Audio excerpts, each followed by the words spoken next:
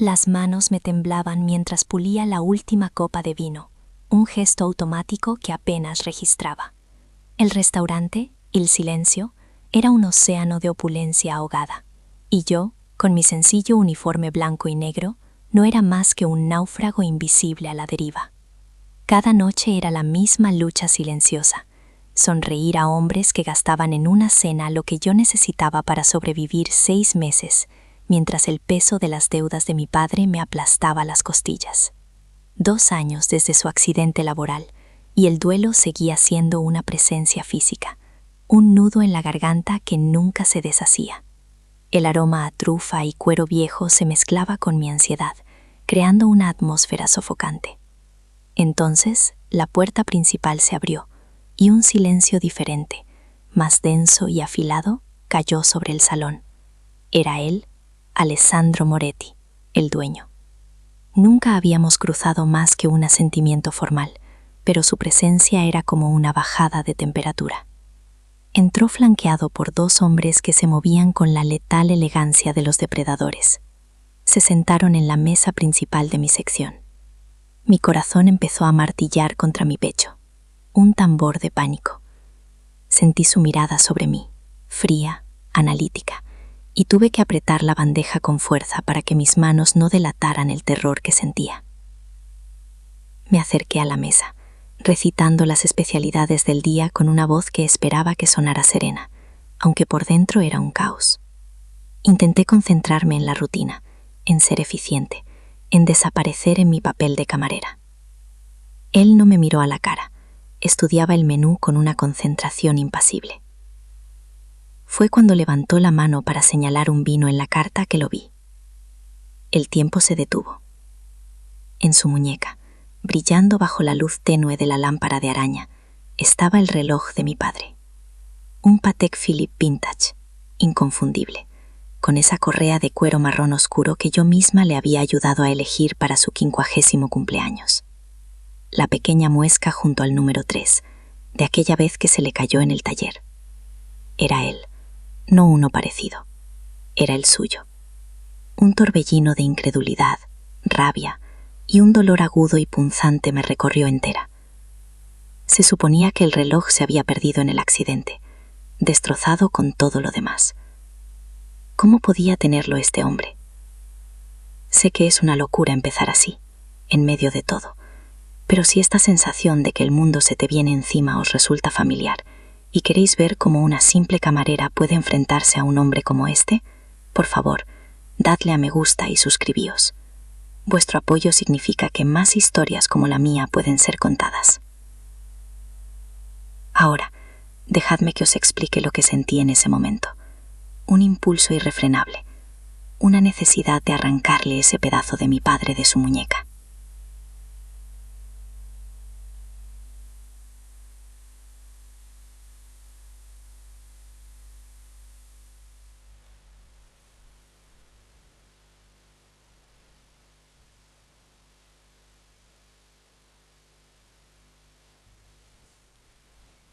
Dos hombres de aspecto rudo, con trajes baratos que no lograban ocultar sus abultados hombros, irrumpieron en el local. No eran clientes. Sus miradas rastrearon la sala con una agresividad depredadora hasta que se posaron en mí. Un frío glacial me recorrió la espalda. Los reconocí. Eran los matones de Serrano, el prestamista al que había acudido desesperada cuando las facturas del hospital se volvieron insostenibles. Se suponía que tenía hasta el viernes. El momento era de una crueldad tan perfecta que parecía sacado de una pesadilla. Mi mundo, que ya se tambaleaba, estaba a punto de hacerse añicos. La humillación pública era casi peor que el miedo físico. Sentí las miradas curiosas y juzgadoras de los otros comensales, convirtiendo mi desgracia privada en un espectáculo. El reloj, Alessandro, el misterio de mi padre, todo se desvaneció ante el terror inmediato y visceral. Uno de ellos sonrió con desprecio, su vozarrón resonando en el sagrado silencio del restaurante. «Elara, muñeca, se te acabó el tiempo. El jefe quiere verte. Fuera, ahora». Me quedé paralizada, atrapada entre el peligro silencioso y calculador de la mesa de Moretti y la amenaza vulgar y violenta de la puerta. No había escapatoria. Alessandro Moretti ni siquiera se giró. Sin apartar sus ojos de míos, levantó una mano en un gesto casi imperceptible. Fue suficiente. 2 de sus hombres, que habían permanecido sentados en una mesa cercana como sombras silenciosas, se pusieron en pie al instante. Se movieron con una eficiencia fluida y aterradora, interponiéndose en el camino de los matones de Serrano. No hubo gritos ni aspavientos, solo un cambio de poder tan absoluto y repentino que el aire pareció volverse más denso. Observé la escena, atónita. Yo no era nadie para él, una simple camarera que acababa de hacerle una pregunta incómoda. ¿Por qué iba a intervenir? Y sin embargo, lo hizo, con una autoridad que no admitía discusión. Los 2 matones, tan arrogantes hacía un segundo, ahora parecían nerviosos, 2 perros callejeros que se habían topado con una pantera. Fue entonces cuando comprendí la verdadera naturaleza del mundo en el que acababa de entrar, un mundo donde el poder no se gritaba, se ejercía con un silencio letal. Moretti finalmente se dirigió a ellos. Su voz era tranquila, casi conversacional, pero cada palabra estaba afilada como el acero. Esta señorita está bajo mi protección. Váyanse, y díganle a su jefe que si vuelve a acercarse a ella o a este local, su próximo negocio lo hará en el fondo del Manzanares. La amenaza, pronunciada con tanta calma, era más escalofriante que cualquier grito. Los matones de Serrano, con el rostro pálido y sudoroso, retrocedieron sin decir una palabra y se escabulleron en la noche. Un silencio pesado, cargado de preguntas, se instaló en el restaurante. Los demás clientes desviaron la mirada rápidamente, fingiendo un interés repentino en sus platos. Alessandro me hizo un gesto con la cabeza hacia la silla vacía frente a él. «Siéntese». La orden fue suave, pero no era una sugerencia. Con las piernas temblando, me dejé caer en el asiento de terciopelo. Ya no era la camarera, era algo más. Un problema, una curiosidad, una responsabilidad. Lo miré, realmente lo vi por primera vez. El traje impecable, la quietud controlada, los ojos que contenían un universo de secretos y violencia. Me había salvado de una paliza y de una humillación pública, pero al hacerle me había atado a él. Había cambiado una deuda por otra, una jaula pequeña y mugrienta por una mucho más grande y dorada. El alivio que sentí estaba teñido de un terror profundo y desconocido. Me empujó un vaso de agua. Sus dedos rozaron los míos por un instante y sentí una extraña corriente eléctrica. «Me llamo Alessandro Moretti», dijo, su voz ahora más íntima, pero no menos intensa. «Y creo que usted y yo tenemos que hablar sobre su padre y sobre por qué su reloj está en mi muñeca». Mi vida, la que conocía, había terminado. La lucha solitaria había sido reemplazada por un mundo de reglas mortales, y en su centro estaba este hombre, un enigma al que ahora estaba, para bien o para mal, inextricablemente unida. A la mañana siguiente el despido fue tan predecible como humillante. El señor Dubois, el gerente del restaurante, ni siquiera podía mirarme a los ojos mientras me entregaba el sobre con mi última paga. Su frente brillaba con una fina capa de sudor bajo las luces de su opulenta oficina. Murmuró algo sobre mantener un ambiente discreto y evitar complicaciones innecesarias, pero ambos sabían la verdad. Tenía pánico de Alessandro Moretti y de la escena que yo había provocado. Salir del silencio por última vez, ya no como empleada, sino como un problema resuelto, fue como despertar de un sueño febril. El sol de la mañana madrileña me pareció extrañamente hostil. Caminé sin rumbo, el sobre arrugándose en mi mano apretada, sintiendo el peso de cada mirada. Había perdido mi único sustento por un impulso, por un reloj y un recuerdo. La rabia que me había dado fuerzas la noche anterior se había desvanecido, dejando solo un vacío helado de miedo. ¿Qué iba a hacer ahora?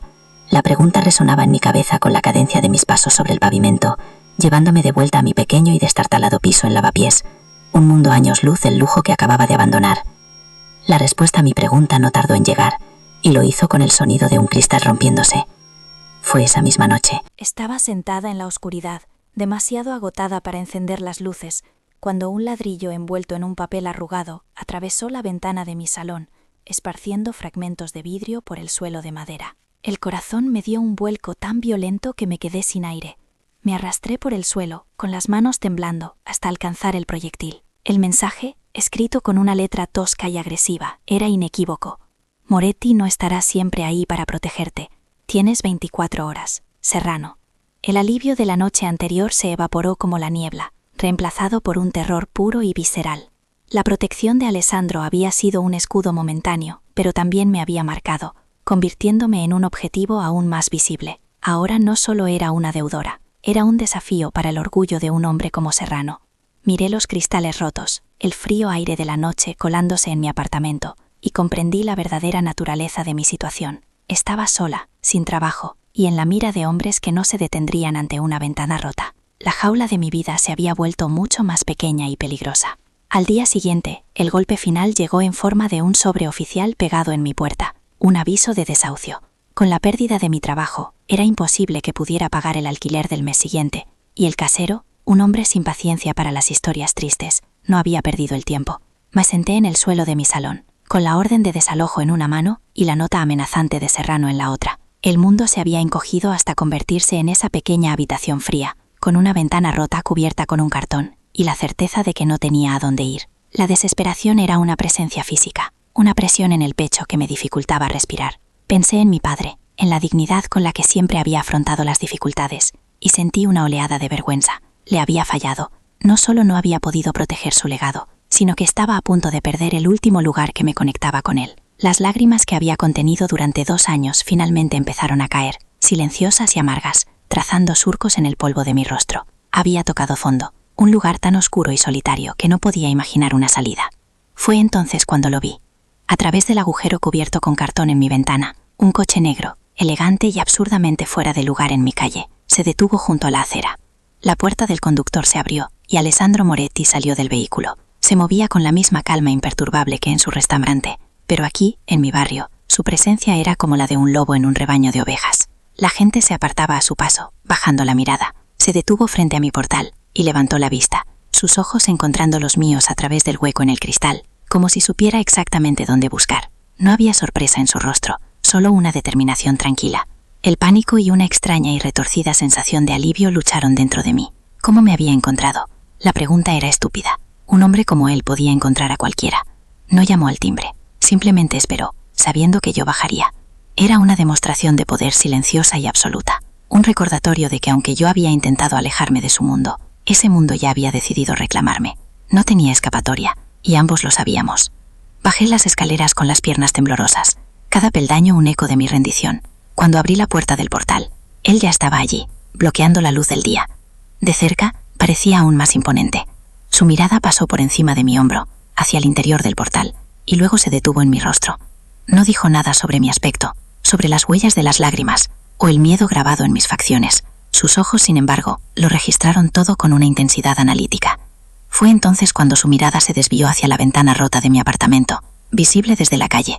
Vi cómo su mandíbula se tensaba sutilmente, un músculo contraído bajo la piel, un cambio casi imperceptible, pero que transformó su expresión de una fría neutralidad a una furia helada y contenida. No era una ira dirigida a mí, sino por mí. Era la indignación silenciosa de un rey que descubre que una de sus posesiones, por insignificante que sea, ha sido profanada. Moretti, dijo, y no fue una pregunta, sino una sentencia. En ese instante, comprendí que mi problema personal acababa de convertirse en un asunto de su honor, y eso era infinitamente más peligroso para todos los implicados. Tu padre, Marcos Varela, me salvó la vida, dijo Alessandro. Su voz era un murmullo grave que parecía absorber todo el ruido de la calle. Me quedé paralizada, las palabras suspendidas en el aire entre nosotros. Continuó, su mirada fija en la mía, obligándome a escuchar, a entender la magnitud de lo que estaba diciendo. Yo era joven, imprudente, y estaba a punto de morir en un callejón a manos de hombres que me superaban en número. Tu padre era el jefe de seguridad de ellos. Podría haberme dejado morir. Debería haberlo hecho. Pero no lo hizo. Vio a un chico asustado, no a un enemigo, y me dio la oportunidad de escapar. Su mano se alzó instintivamente hacia su muñeca, donde descansaba el reloj. Esto, dijo, tocando el cristal con la punta de los dedos, no es un trofeo de guerra. Es un recordatorio. Un recordatorio de la única deuda de honor que nunca he podido pagar. Le costó su trabajo, su reputación y al final estoy seguro de que le costó la vida. Fracasé en protegerle a él, Elara. No voy a fracasar en proteger a su hija.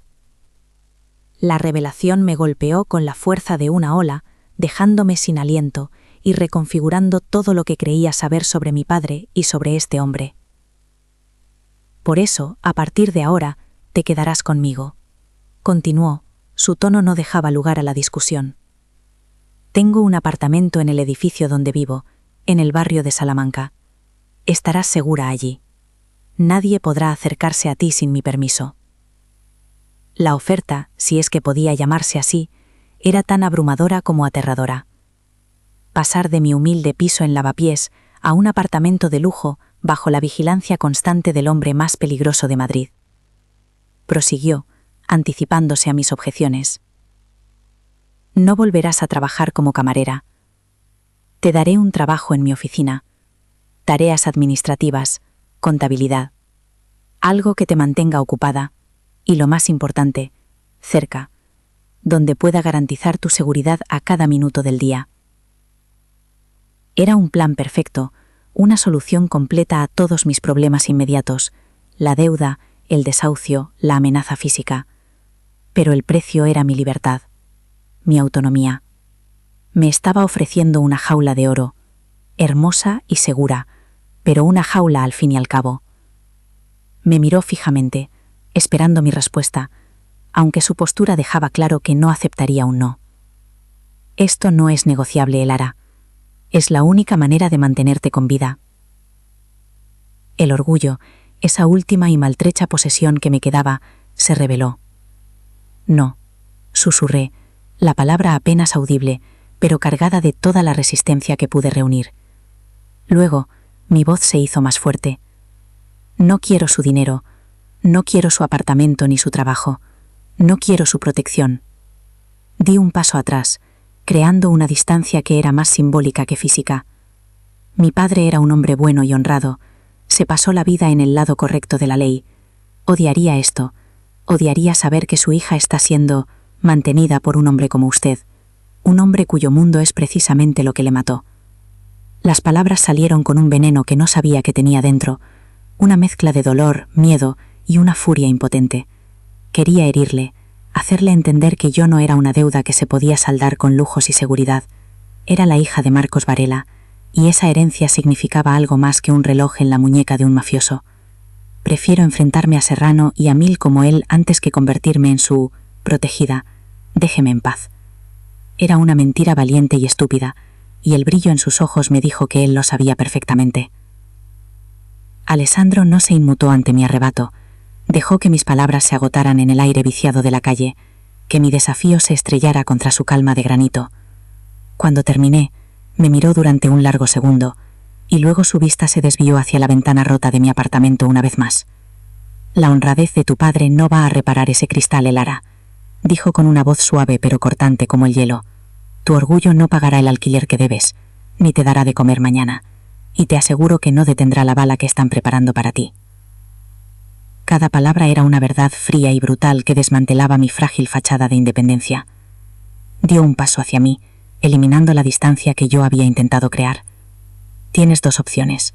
Puedes quedarte aquí, aferrada a tus principios, y esperar a que los hombres de Serrano vuelvan para terminar el trabajo.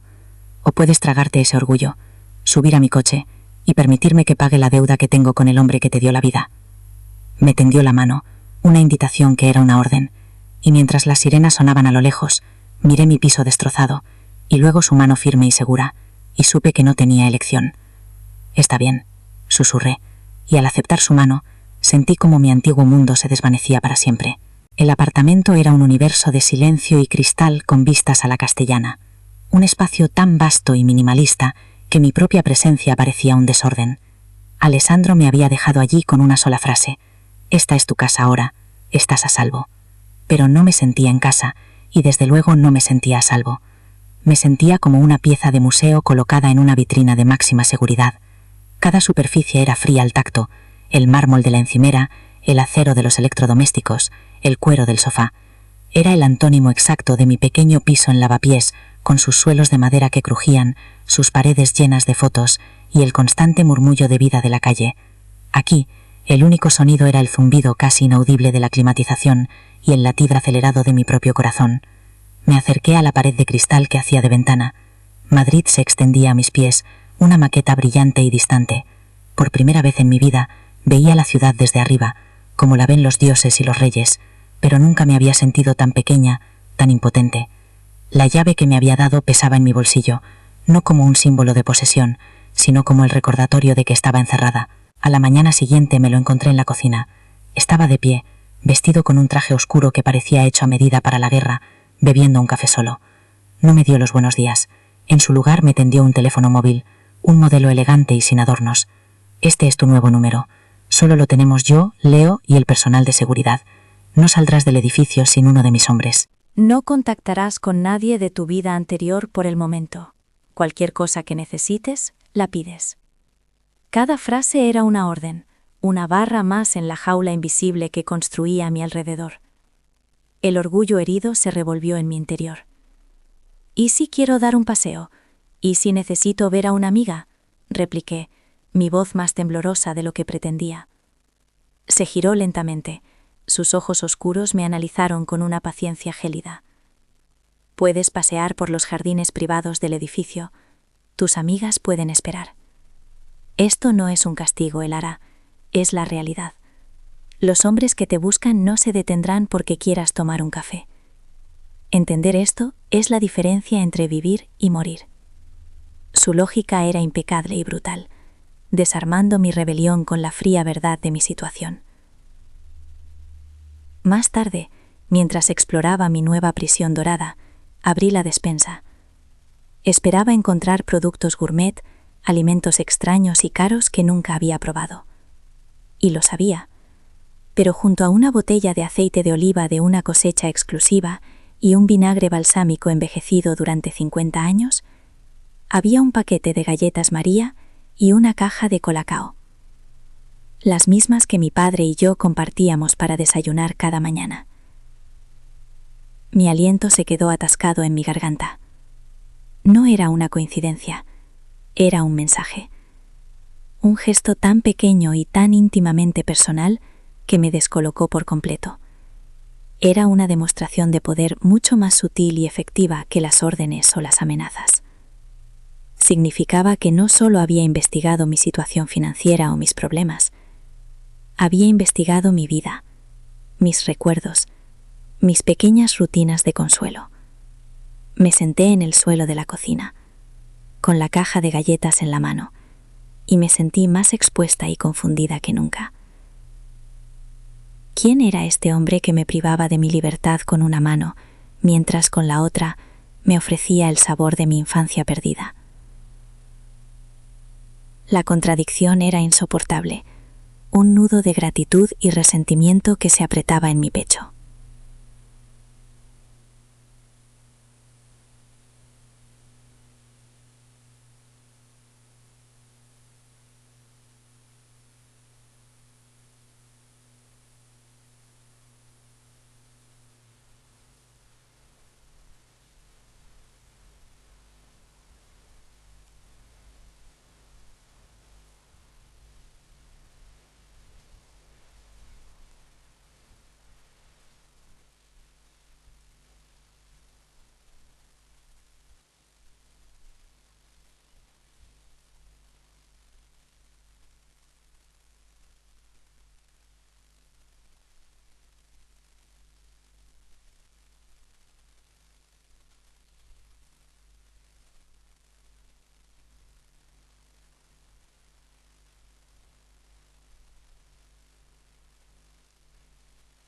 Podía simplemente deslizarse a través de las grietas, recordándome que no había santuario lo suficientemente profundo para esconderme de los fantasmas que me perseguían.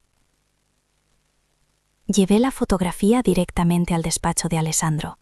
No llamé a la puerta, simplemente entré. Él levantó la vista de sus papeles, su rostro una máscara de fría concentración, que se hizo añicos en cuanto vio la expresión de mi cara y el papel que temblaba en mi mano. Se lo puse sobre la mesa sin decir una palabra. Lo miró y vi como un cambio sutil pero aterrador se producía en él. Su cuerpo se tensó, la calma que siempre proyectaba se evaporó, reemplazada por una quietud depredadora, la de una pantera a punto de saltar. Sus nudillos se pusieron blancos al apretar el puño sobre la mesa. No gritó, no maldijo. Su ira era un fenómeno silencioso y gélido, mucho más alarmante que cualquier explosión. Levantó el intercomunicador. Leo, a mi despacho, ahora. Luego me miró, y por primera vez vi algo más allá del deber o la culpa en sus ojos. Vi una furia protectora, personal y letal. «Nadie volverá a acercarse a ti», dijo, y su voz era tan baja que apenas era un murmullo, pero contenía el peso de una promesa de sangre. En ese momento comprendí que mi problema no solo había provocado su sentido del honor, sino que había despertado al monstruo que mantenía cuidadosamente encadenado. Esa noche, el silencio en el apartamento era diferente, cargado con la tensión de la amenaza revelada. No podía dormir. Mi mente reproducía la imagen de la rosa blanca una y otra vez. Fui a la cocina a por un vaso de agua y lo encontré allí, en el salón, de pie frente a la pared de cristal, observando la ciudad dormida. No llevaba su armadura de traje y corbata, solo una sencilla camiseta negra que se adhería a sus hombros anchos. Se giró al sentir mi presencia. Por un instante, bajo la luz tenue de la luna, no era el jefe de la mafia, sino un hombre que parecía llevar el peso del mundo. «No deberías haber tenido que ver eso», dijo, su voz desprovista de su habitual filo autoritario. Me acerqué y me paré a su lado, mirando las luces lejanas. «Mi padre», empecé, la voz rota, «solía decir que los monstruos solo tienen poder si les tienes miedo». Alessandro se quedó en silencio por un largo momento. «Tu padre era un hombre valiente», respondió finalmente. «Pero a veces, la única forma de vencer a un monstruo es tener a uno más grande de tu lado». Se giró para mirarme, y la distancia entre nosotros pareció encogerse, llena de un entendimiento tácito, una soledad compartida que era tan aterradora como extrañamente reconfortante.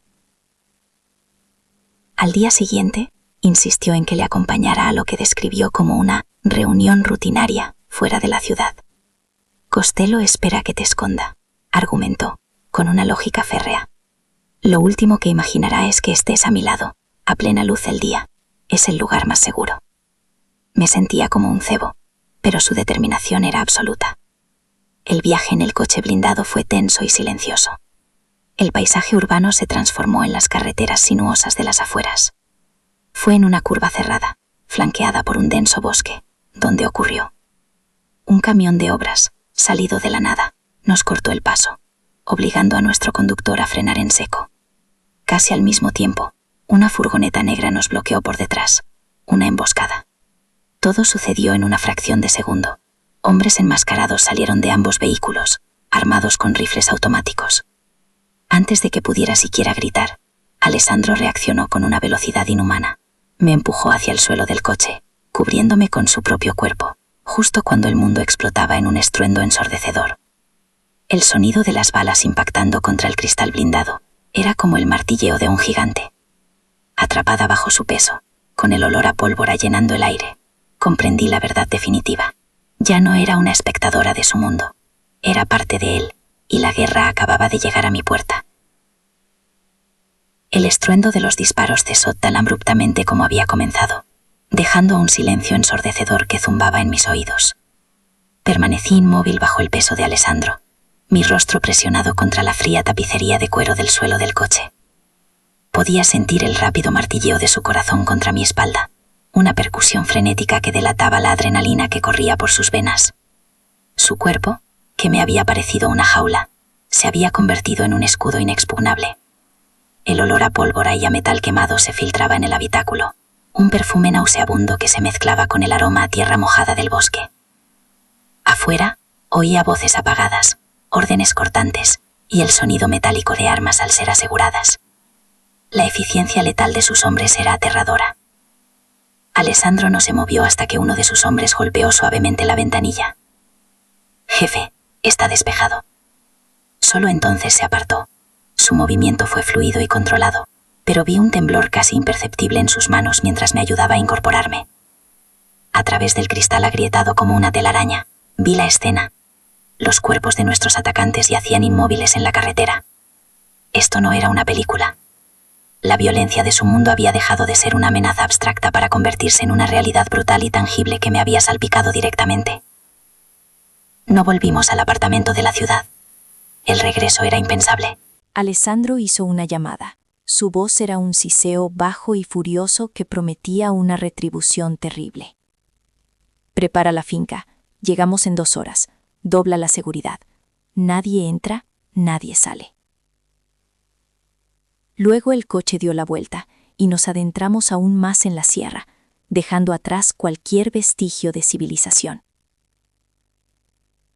El paisaje se volvió salvaje y escarpado, un laberinto de pinos y rocas que parecía diseñado para ocultar secretos. Llegamos a una verja de hierro forjado que se abrió silenciosamente para dar paso a una villa de piedra y cristal, una fortaleza moderna perfectamente camuflada en la ladera de la montaña. Era de una belleza austera e imponente. Leo nos esperaba en la entrada, su rostro arrugado por una preocupación que no intentaba disimular. Alessandro me guió al interior, a un salón enorme dominado por una chimenea de piedra donde ardía un fuego crepitante. Con un gesto, despidió a todo el mundo, dejándonos solos en un silencio denso y pesado. El subidón de adrenalina que me había mantenido en pie se desvaneció de golpe, y un temblor incontrolable se apoderó de mi cuerpo. Mis dientes castañeteaban mientras el frío del shock me calaba hasta los huesos. Me abracé a mí misma, pero era inútil. El terror había encontrado una salida física y no podía detenerlo. Alessandro me observó por un momento, su habitual compostura rota por una emoción que no supe identificar. ¿Era culpa? ¿Rabia? Se acercó al mueble bar y sirvió 2 vasos de brandy con manos que, por primera vez, no eran del todo firmes. Me tendió uno. «Bebe, ¿te ayudará?» Obedecí, y el líquido ambarino quemó mi garganta, pero extendió un calor bienvenido por mi pecho. Nos sentamos frente al fuego, las llamas danzando y proyectando sombras alargadas en las paredes. El silencio se prolongó hasta que se hizo casi insoportable. Entonces habló. Su voz era un murmullo ronco, despojado de toda su autoridad. Hace 15 años, mi hermano mayor murió en una emboscada casi idéntica a esta. Yo tenía 19 años. Estaba en el coche con él, escondido en el suelo, exactamente como tú estabas hoy conmigo. La confesión me golpeó con una fuerza inesperada, una pieza del rompecabezas de su alma que de repente encajaba. Continuó, sus ojos perdidos en las llamas. Él me cubrió con su cuerpo. Recibió 3 balas que eran para mí. Murió antes de que pudiera pedir ayuda.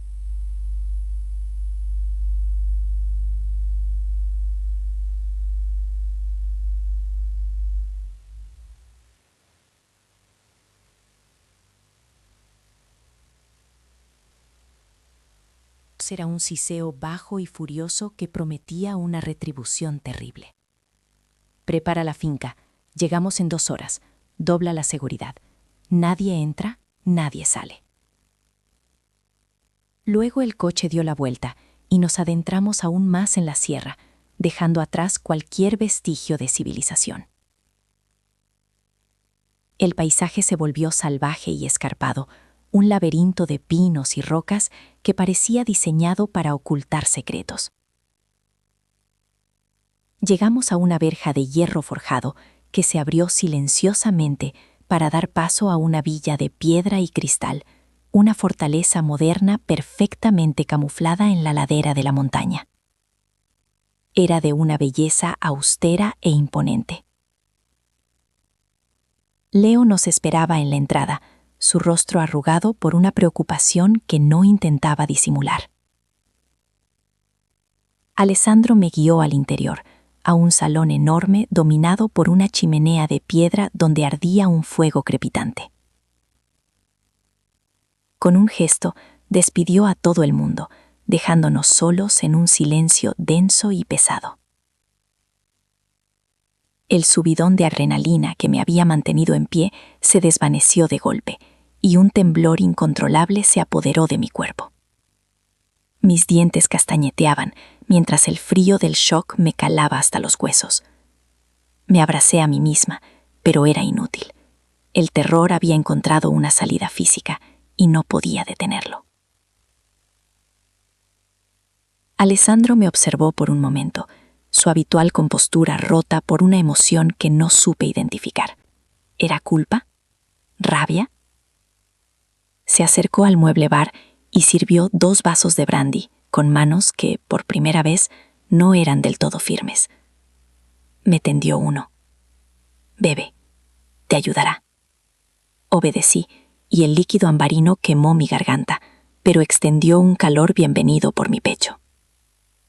Nos sentamos frente al fuego, las llamas danzando y proyectando sombras alargadas en las paredes.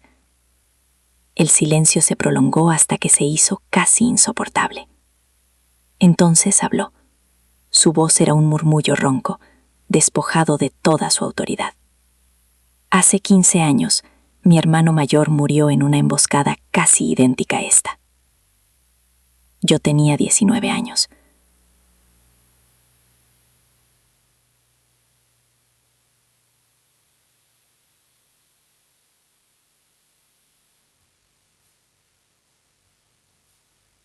Una llamada. Su voz era un siseo bajo y furioso que prometía una retribución terrible. Prepara la finca. Llegamos en 2 horas. Dobla la seguridad. Nadie entra, nadie sale. Luego el coche dio la vuelta y nos adentramos aún más en la sierra, dejando atrás cualquier vestigio de civilización. Dime. Su tono fue brusco, más de lo necesario. Hemos conseguido que hable uno de los hombres de la emboscada. No vas a creer lo que ha dicho, informó Leo. Su expresión era grave. La intimidad del momento se hizo añicos, reemplazada por la cruda realidad de nuestra situación. Alessandro se giró, y el hombre vulnerable que me había contado la muerte de su hermano desapareció, sustituido por el líder implacable que tomaba decisiones de vida o muerte sin pestañear. Salió de la habitación con Leo, sus voces convirtiéndose en un murmullo urgente en el pasillo. Me quedé sola, frente al fuego, con el corazón latiendo desbocado, la piel todavía ardiendo por un contacto que nunca se había producido. La frágil burbuja de conexión se había roto, recordándome que cualquier momento de paz en su mundo era solo el preludio de una tormenta mayor. Regresó 1 hora después. Si antes su rostro era sombrío, ahora era un paisaje devastado. Se detuvo en medio de la habitación, su figura recortada contra la oscuridad de la noche que se veía a través de los ventanales. Costello no actuaba solo, dijo. Su voz era plana, metálica, como si las palabras le costaran un esfuerzo físico. La emboscada de hoy no era para matarme a mí, era para secuestrarte a ti. Me explicó lo que el sicario capturado había confesado bajo presión. El accidente de mi padre no había sido solo una venganza de un mafioso rival. Mi padre había tropezado con algo mucho más grande, un libro de contabilidad que detallaba una red de corrupción que implicaba a Costello, sí, pero también a jueces, policías de alto rango y un político influyente. Lo mataron para silenciarlo, y ahora creían que él podría haberme confiado una copia de esas pruebas antes de morir. No era solo un cabo suelto, era una amenaza potencial para gente muy poderosa, gente que se escondía detrás de la fachada de la ley y el orden. El monstruo al que nos enfrentábamos no tenía una sola cabeza, sino docenas, y algunas de ellas llevaban toga y uniforme. La revelación me cayó encima como una losa de cemento. Me faltaba el aire. Toda mi vida, mi padre me había enseñado a confiar en el sistema, a creer en la justicia, y ahora descubría que los mismos pilares de ese sistema estaban podridos hasta la médula, y que habían sido ellos quienes orquestaron su muerte. Entonces, no hay escapatoria, susurré, la voz ahogada por la desesperación. No importa a dónde vaya, siempre me encontrarán. Alessandro cruzó la distancia que nos separaba en 2 zancadas y se plantó frente a mí. Me cogió el rostro entre sus manos. Su tacto era firme, anclándome a la realidad. Me obligó a mirarle a los ojos, y lo que vi en ellos no fue piedad, sino una furia helada y una determinación absoluta. Sí que la hay, dijo. Su voz era un juramento de sangre. Está aquí, a mi lado. A partir de este momento, no te vas a separar de mí. Eres mi sombra. Vas a donde yo voy. Duermes donde yo duermo. Respiras el mismo aire que yo. Que lo intenten. Que intenten tocarte. Porque te juro por la memoria del hombre que me salvó la vida, que para ponerte un dedo encima, primero tendrán que pasar por encima de mi cadáver. En ese instante, la línea entre la deuda y el deber se borró para siempre. Ya no me estaba protegiendo, me estaba reclamando, y al hacerlo, nos había convertido a ambos en el único objetivo de una guerra que no podíamos permitirnos perder. La promesa de Alessandro de que yo era su sombra, de que no me separaría de él ni un instante, se hizo añicos apenas 48 horas después. No por un ataque directo, sino por algo mucho más insidioso y cruel. La llamada llegó al amanecer. Yo estaba en la cocina, intentando por primera vez sentirme útil en aquella fortaleza de lujo, preparando un café que sabía que él necesitaría. Le vi coger el teléfono. Su rostro se endureció al escuchar la voz al otro lado. No dijo nada, pero observé cómo el color abandonaba su cara, dejándola con la palidez cerúlea de la muerte. Colgó el teléfono con una lentitud deliberada y se quedó mirando a la nada. Su cuerpo era una estatua de furia contenida. Finalmente, habló, y su voz era un fragmento de hielo. Era del hospital. Han encontrado a Leo en su coche, en un aparcamiento del centro. Le han disparado 3 veces. Está vivo, pero en estado crítico. El mundo se inclinó sobre su eje. Leo, el hombre amable de ojos sabios que me había contado la historia de mi padre, que me había tratado con una dignidad que nadie más en ese mundo me había ofrecido. Y yo sabía, con una certeza que me helaba el alma, que la única razón por la que le habían atacado era para enviarle un mensaje a Alessandro, un mensaje cuyo destinatario final era yo. La culpa se instaló en mi pecho no como una emoción, sino como una enfermedad física, un peso frío y denso que me dificultaba respirar, que convertía cada bocado de comida en cenizas en mi boca. Observaba a Alessandro moverse por la finca. Su silencio era más aterrador que cualquier grito. Se había replegado sobre sí mismo, convirtiéndose en un núcleo de rabia gélida e inaccesible. Ya no había miradas compartidas ni momentos de vulnerabilidad. La conexión que habíamos forjado frente al fuego se había evaporado, reemplazada por un abismo de profesionalismo letal. Me evitaba, no con hostilidad, sino con la eficiencia de un cirujano que extirpa un tejido infectado. Y yo lo entendía. Yo era la infección. Antes de mi llegada, su organización, por violenta que fuera, funcionaba con un equilibrio preciso. Yo había sido la piedra arrojada al estanque, y las ondas expansivas estaban ahogando a las únicas personas que le importaban. Cada vez que cerraba los ojos, veía el rostro amable de Leo, y luego la rosa blanca sobre la tumba de mis padres. Era un patrón innegable. Todo lo que yo tocaba, todo lo que amaba o me ofrecía bondad, acababa profanado o destruido. Era un imán para la tragedia, y al atarme a él, Alessandro había atado a todo su mundo a mi destino maldito. La verdad, cuando llegó, fue aún peor. 2 días después del ataque a Leo, Alessandro me convocó a su despacho. No me pidió que me sentara. Se quedó de pie junto a la ventana, dándome la espalda. La emboscada en la carretera, el ataque a Leo, no fueron obra de Costello, no directamente. La información sobre nuestros movimientos, sobre la ubicación de Leo, salió de dentro de esta casa. El aire se volvió irrespirable. Un traidor. La palabra flotaba entre nosotros, venenosa y corrosiva. Me explicó que habían estado revisando los registros de comunicaciones, los movimientos del personal. Habían encontrado al culpable, uno de sus capitanes más antiguos, un hombre llamado Enzo, cuya lealtad se había dado por sentada durante 20 años. Había vendido la información a la facción de policías corruptos, quienes a su vez la usaron para presionar a Costello. Enzo lo había hecho por dinero, para cubrir las deudas de juego de su hijo. Una debilidad humana, simple y patética, que había abierto una brecha en la fortaleza inexpugnable de Alessandro, casi matando a su mejor amigo y poniendo mi vida en el punto de mira. La traición no solo había debilitado su organización, había envenenado el aire que respirábamos, convirtiendo cada rostro amigo en una posible máscara. Fue entonces cuando se giró y me miró, y sus ojos ya no contenían ni rastro de la calidez que había vislumbrado. Eran los ojos de un general en un campo de batalla perdido, fríos, duros y llenos de una amargura infinita. «Tenías razón desde el principio», dijo. Su voz era un látigo.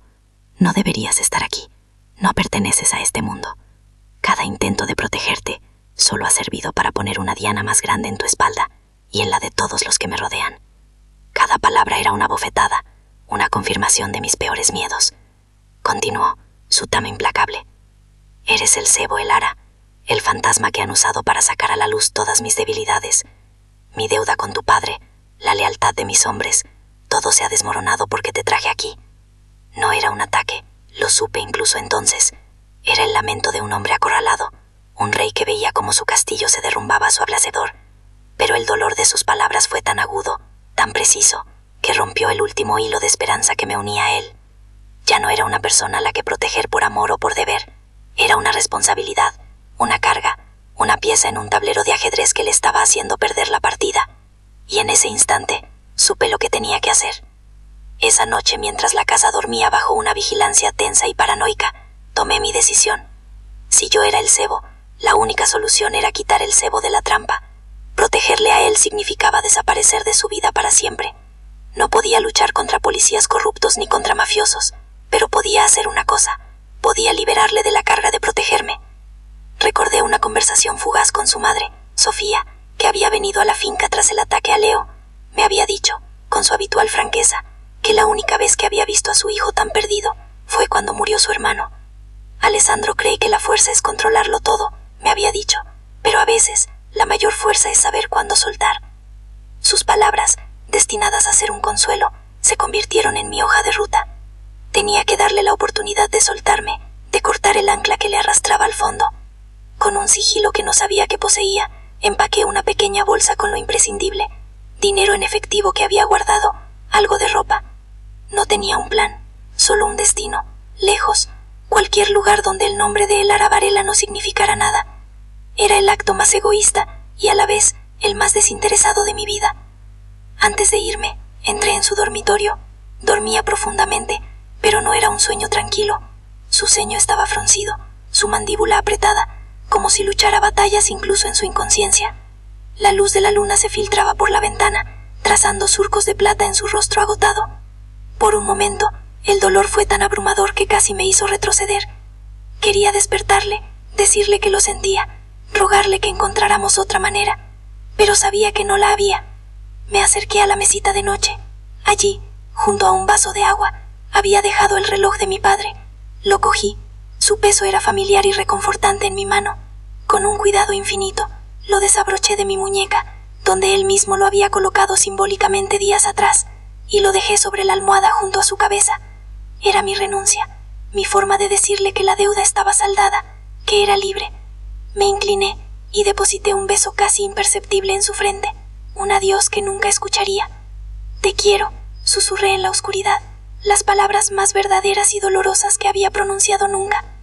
Y entonces me fui, deslizándome fuera de la fortaleza como un fantasma, dejando atrás al único hombre que me había hecho sentir a salvo, para intentar salvarle de mí misma. Mientras caminaba por la carretera oscura, esperando que el primer autobús de la mañana me llevara a cualquier parte, me permití imaginar el amanecer en la finca. Imaginé el momento en que se despertaría y encontraría el espacio vacío a su lado. El instante en que sus dedos rozarían el frío metal del reloj de mi padre, comprendiendo su significado. No habría ira al principio, solo un vacío helado, el eco de mi ausencia. Se culparía a sí mismo, a sus palabras crueles, a su incapacidad para protegerle de su propio mundo. Y ese pensamiento era mi castigo y mi única posesión. Le había dado a nuestros enemigos exactamente lo que querían. Nos habían separado. Habían ganado. Alessandro estaría consumido por la búsqueda, distraído, vulnerable. Y yo, sola en el vasto mundo, era un objetivo fácil, despojada de mi único escudo. La sensación de fracaso era total. Todo lo que habíamos construido, esa frágil confianza, esa incipiente esperanza de un futuro, se había derrumbado en un montón de ruinas. Estábamos en nuestro punto más bajo, separados por mi sacrificio y su dolor, con un ejército de monstruos acechando en las sombras, listos para devorar lo que quedaba de nosotros. La partida no había terminado, simplemente habíamos perdido a nuestra reina. El amanecer en la finca llegó con un silencio antinatural. Alessandro se despertó con la sensación de que algo estaba fundamentalmente mal, un vacío en el aire que antes había estado lleno de una tensión compartida. Y entonces lo vio. Sobre la almohada, donde la cabeza de Elara debería haber estado, descansaba el reloj de su padre. El frío metal contra la tela blanca era una declaración final, una renuncia más elocuente que cualquier nota de despedida. La deuda, decía, estaba saldada. Un dolor agudo, una punzada de pérdida tan intensa que le robó el aliento, le atravesó el pecho.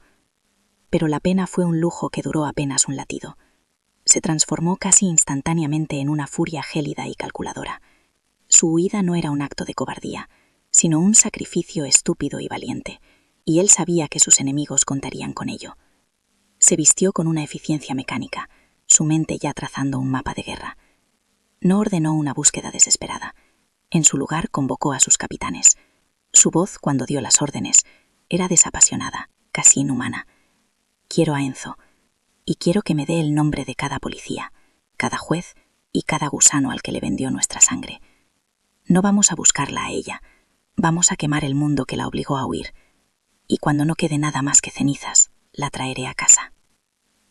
Mientras Alessandro convertía su dolor en estrategia, yo convertía mi miedo en acción. Huir sin un plan era un suicidio a cámara lenta. Lo sabía. Tenía que darle un sentido a mi sacrificio. Me dirigí al único lugar que sentía que aún me pertenecía, el único santuario que ni la deuda ni la mafia habían profanado, el viejo taller de mi padre, en la trastienda de un garaje abandonado en Carabanchel. El aire olía a polvo, a metal frío y al fantasma de su sudor y su trabajo. Era un mausoleo de su vida honesta. Durante horas revolví cajas llenas de herramientas, planos y recuerdos, buscando algo, cualquier cosa que me diera una pista sobre lo que había descubierto. No buscaba un arma, sino la verdad, la única herencia que mi padre me había dejado. Y la encontré. Bajo una tabla suelta del suelo que siempre cojeaba, había una pequeña caja fuerte de metal.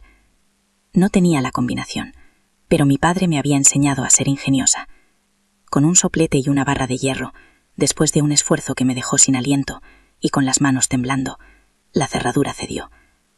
Dentro no había dinero ni joyas. Había algo infinitamente más valioso y peligroso.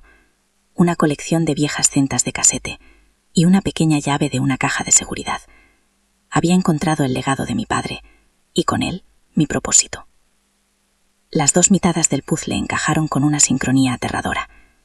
Mientras yo escuchaba la voz de mi padre en un viejo radiocasete, una voz que narraba sobornos, extorsiones y asesinatos con una calma desgarradora.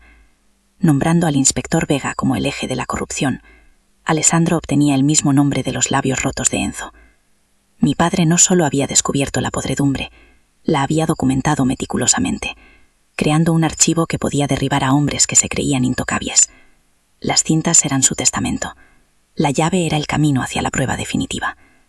Pero al encontrar su voz, también me había expuesto.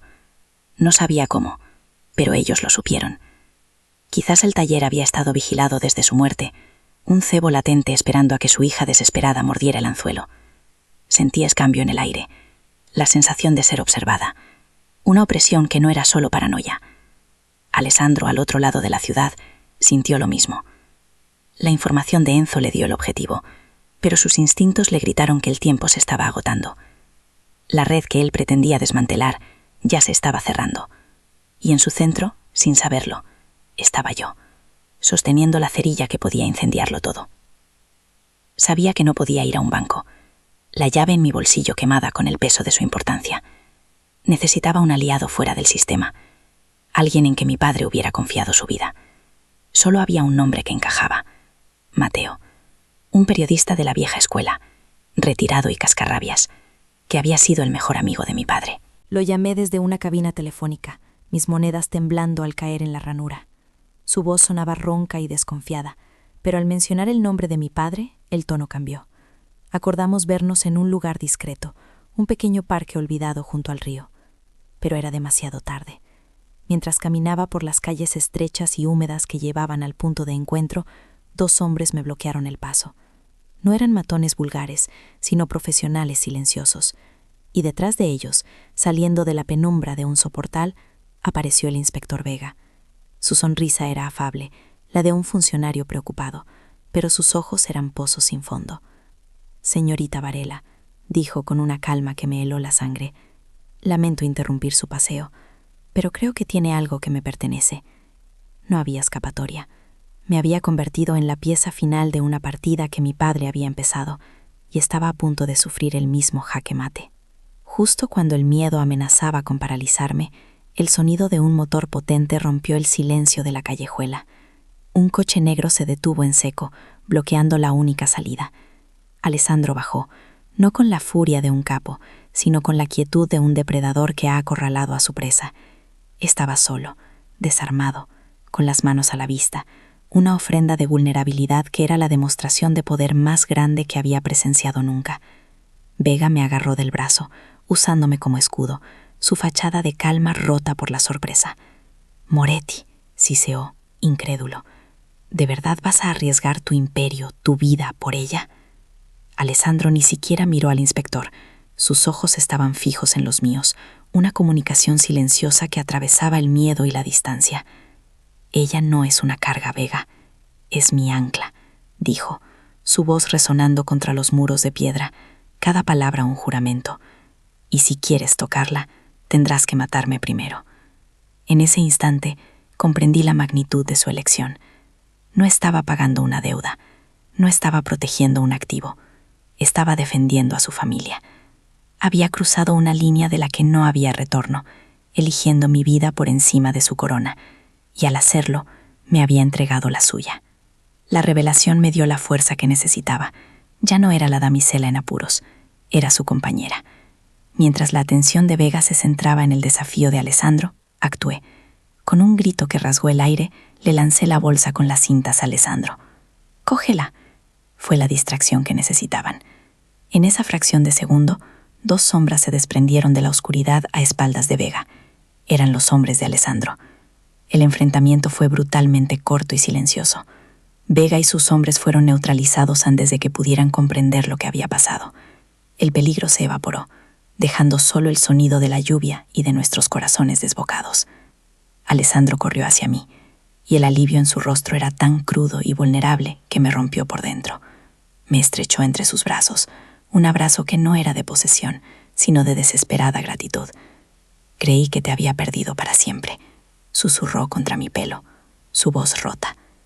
Aferrándome a él, sintiendo por fin el calor de un hogar, respondí: «Nunca. Ya no tienes que protegerme. Ahora lucharemos juntos». Y bajo la lluvia purificadora de Madrid, la deuda de un padre se transformó en la promesa de 2 almas que habían encontrado su justicia, no en la venganza, sino el uno en el otro. La caída de Vega no fue un estruendo, sino un susurro que se extendió por los cimientos de la ciudad, derribando a hombres que se creían dioses. Alessandro no usó balas, sino la verdad, el arma más letal de todas. Las cintas de mi padre, junto con los libros de contabilidad que la llave de la caja de seguridad reveló, fueron entregadas anónimamente a Mateo, el viejo amigo perledista de mi padre. Él supo exactamente qué hacer. El escándalo fue sísmico, una purga silenciosa que limpió las más altas esferas del poder. Costello, despojado de su protección política y policial, se convirtió en un rey sin reino, una presa fácil que desapareció una noche sin dejar rastro. Vi cómo Alessandro orquestaba todo desde las sombras, no con la furia de un vengador, sino con la precisión de un maestro de ajedrez que honraba la memoria del hombre que le enseñó a jugar. Yo estuve a su lado en cada paso, no como una protegida, sino como la guardiana del legado de mi padre, asegurándome de que su sacrificio final tuviera el significado que merecía.